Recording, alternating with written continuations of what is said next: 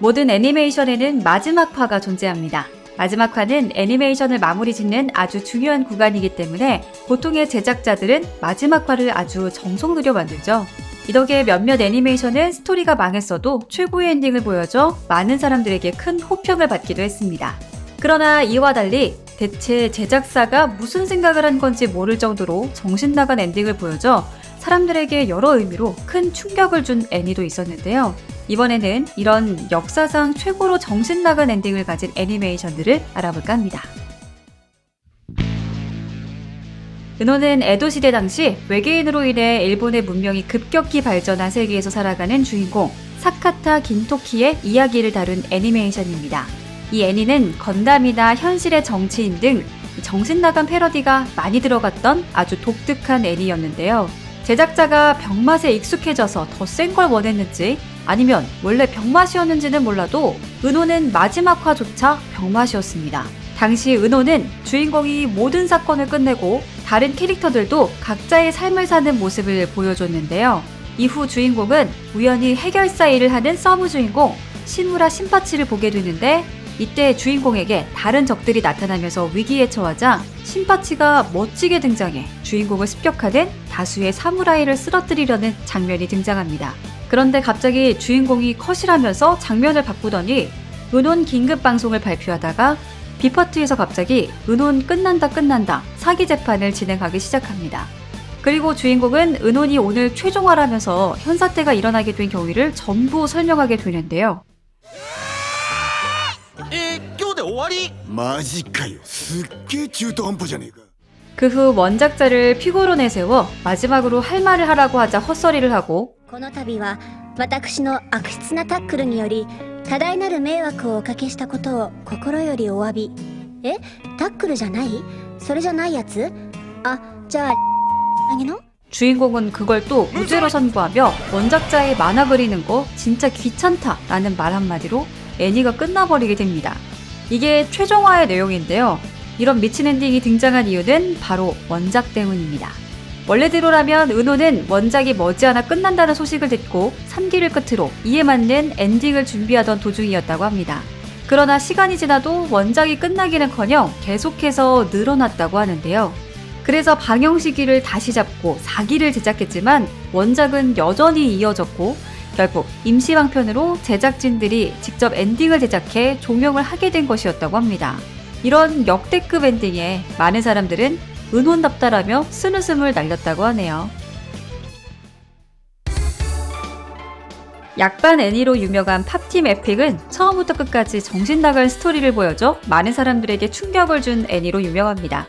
팝팀 에픽은 스토리도 정신나가 있지만 일기 최종화 때도 주인공인 피피미와 포프코가 본인들의 출판사인 타케쇼부를 부셔버리고 성우 중 한 명인 아오이 쇼타 본인이 직접 등장하는 등 정신나간 기획을 보여줬는데요.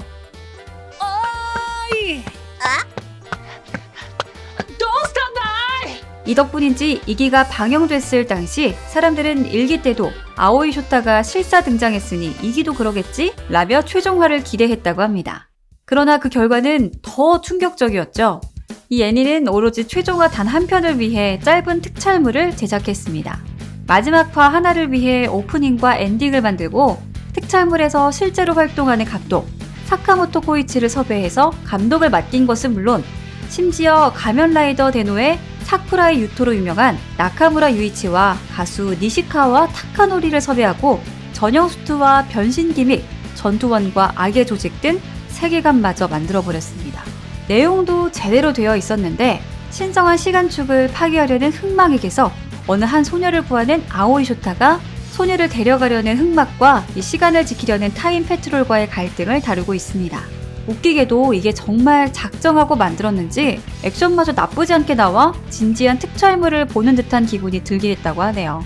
여기에 본분을 잃지 않았는지 중간에 애니 고유의 개그를 넣기도 했고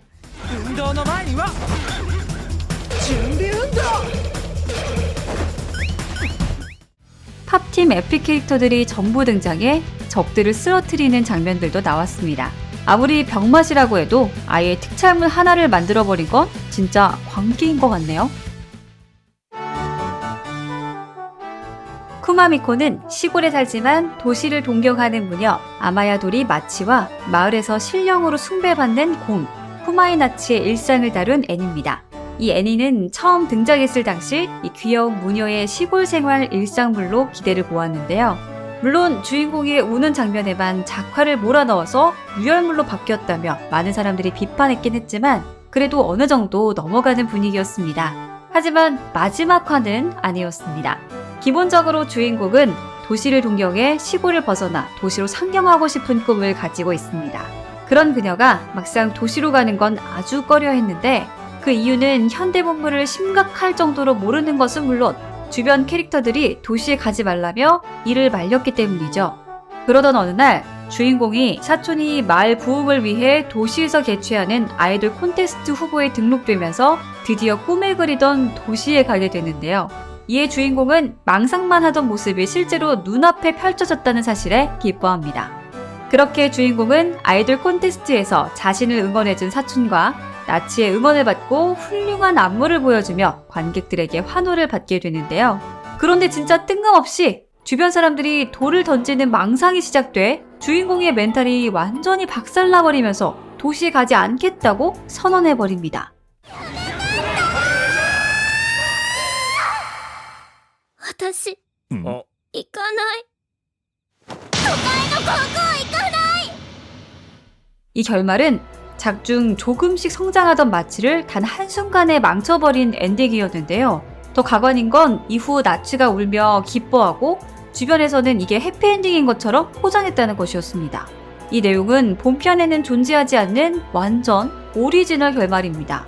이 때문에 많은 팬들이 왜 이딴 결말로 마무리를 지었냐고 비판했다고 하며 쿠마미코로 감독 데뷔를 한 마츠다 키요시의 커리어는 완전히 박살나 프리랜서 생활을 접었다고 하네요.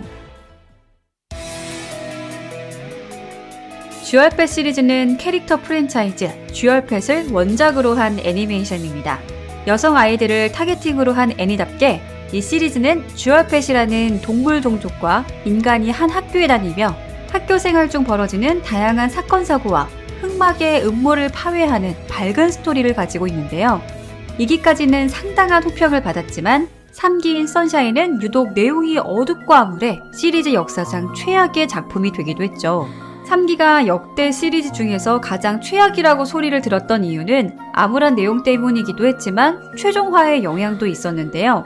이 애니에는 남주인공인 시라이시 미카게가 있습니다. 미카게는 인간인 미즈시로 카논과 듀얼펫인 루비와 삼각관계에 놓여있는 인물로 처음에는 카논과 사귀게 되지만 카논이 자신과 남매였다는 충격적인 진실을 알게 된 후 그녀와 헤어지게 되었다는 과거가 있죠. 공주야, 너랑 민호는 피를 나는 남매야. 이렇게 막장 드라마로 끝났으면 그나마 다행인데 갑자기 미카게가 루비에게 조금씩 관심을 가지게 되더니 나중에는 모든 듀얼펫을 창조한 신적 존재 듀얼리나에게 가서 인간과 듀얼펫이 서로 이어질 수 없냐는 말을 하게 됩니다. 그리고 모든 사건이 끝난 뒤 미카게는 5년 동안 갑자기 실종 상태가 되어버리는데요. 이후 결혼식에서 부케를 받은 루비가 미카게를 그리워하며 슬퍼하고 있을 때 처음 보는 듀얼펫이 등장하게 됩니다. 그 듀얼펫의 정체는 바로 미카게였는데요. 내가 많이 늦었지? 루비, 내가 주는 선물이야.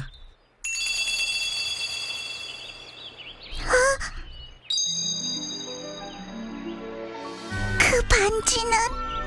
허리충이 아니고서야 정말 사랑을 위해서 저렇게까지 해야 하나? 라는 말이 절로 나오는 것 같습니다. 덕분에 이 결말은 당신은 물론 현재까지도 정신나간 엔딩으로 취급받게 되었다고 하네요.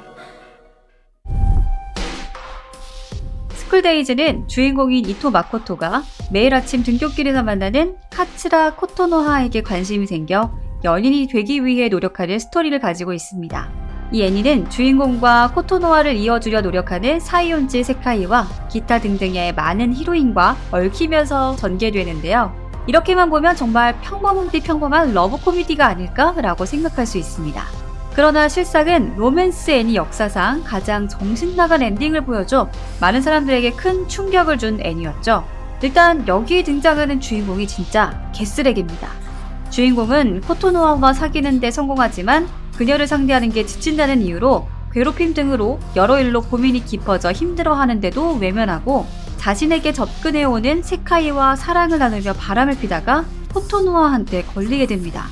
관계가 깨지는 걸 두려워한 코토노아는 이를 외면하지만 마코토의 막장성은 점점 더 심해져 결국 세카이도 제치고 다른 히로인들과 관계를 맺는 최악의 인간성을 보여주게 되는데요.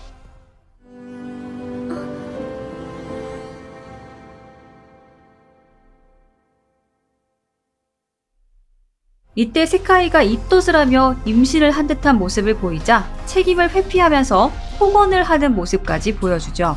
이후 주인공은 코토노아가 병원을 소개해줬다, 빨리 없앨수록 몸에 부담이 적다며 낙태를 유도하는 듯한 문자를 보내고 다시 코토노아와 사귀게 되는데요. 그리고 이 사실에 절망한 세카이는 주인공을 칼로 찔러 죽여버리게 됩니다.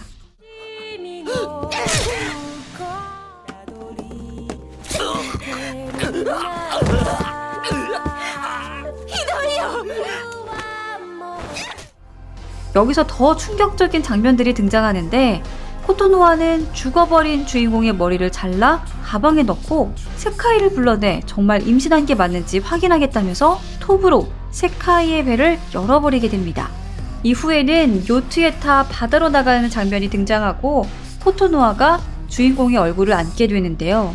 당연하게도 이 장면은 많은 사람들을 멘붕에 빠뜨렸다고 하며 원작 자체도 배드엔딩들로 유명하긴 하지만 애니메이션은 이를 더욱 초월해버린 엔딩을 보여줘 진짜 원작 초월 애니라고 불리기도 했다고 합니다.